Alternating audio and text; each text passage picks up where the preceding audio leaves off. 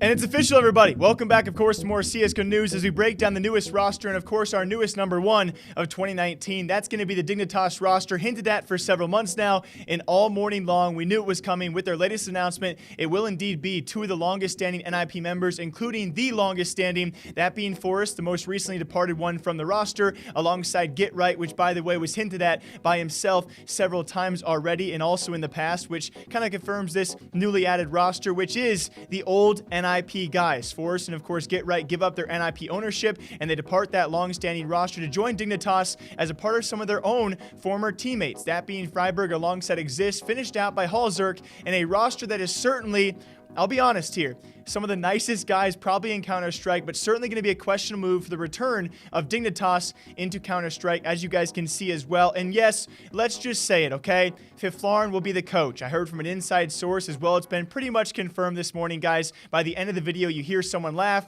which is obviously Fiflarn's laugh, known for his laughter, okay? It's going to be Fifth as the coach, which just makes this all the more of a legendary lineup, albeit to much, I would say, much speculation out there. This is the old legend lineup, right? It all questions what can they do now. We all know Forrest and his talent currently, but can the roster surrounding him also pick it up to reach their former peaks and their former heights? That's the giant question. I'm not going to tear them down here. This is gigantic. Dignitas has invested tons of money into their esports scene as of recently, especially when it comes time for League of Legends. They signed one of the highest contracts for a North American player for 2 years, paying $2.3 million in League of Legends. We can only guess how much they're paying for Counter-Strike, guys. Obviously less, but still they have the money, they're willing to spend it, and they certainly have, acquiring the old NIP lineup, at least some of which. And then finalized, of course, by Halzerk. Obviously, this lineup has its potential, right? It's going to, I would say, honestly so, it's going to receive a lot of backlash, a lot of uninterest out there when it comes time for what they can do,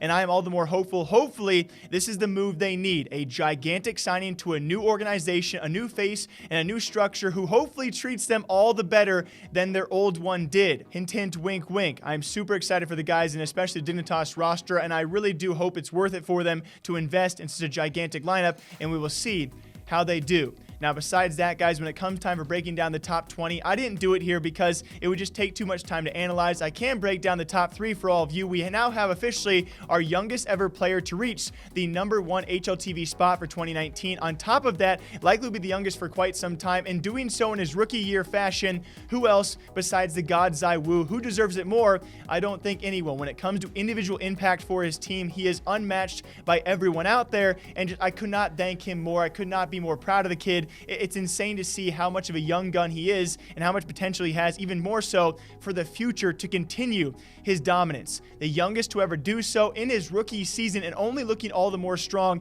as we head into 2020. I don't think anyone out there is denying his worth and his value, and of course, him accepting this award, he certainly deserves it all the more. Now, when it comes time to number 2 and number 3, that certainly could be debated. You, of course, can leave your comments down below. I'm not going to argue it too much. Anyone inside the top 20, let alone the top 3, I mean, that's something to, of course, barely anyone out there in the scene can rival that. It's an accomplishment which goes down in history, especially when it comes time for consistency, though, of a guy like Device. Just top 5 after top 5 after top 5. Is there anyone who does it like my long-lost brother? Although when you look at the bare stats, though, you know, you look like a guy like Simple, obviously individual impact and rating does matter, although he's surrounded by less talent than a guy like Device, who has far more MVPs and far more titles, but he's obviously surrounded by a lot more talent than Simple. So you weigh the odds and the balances there. I'm not going to argue it too much. I still like these rankings. If ZywOo was not #1, then we'd have a bit of an argument back and forth here, but HLTV, when it comes time for top 3,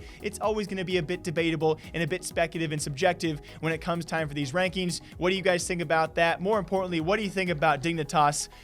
I wouldn't say I'm worried because I have a heart for these guys. I'm not going to tear them down during this video. I am a bit worried, though, about the size of the investment for Dignitas, and I hope it's worth it. I hope we see some results, and I hope these guys, who by many opinions are within a few years at the very most of retirement, that they stick it out here and can produce.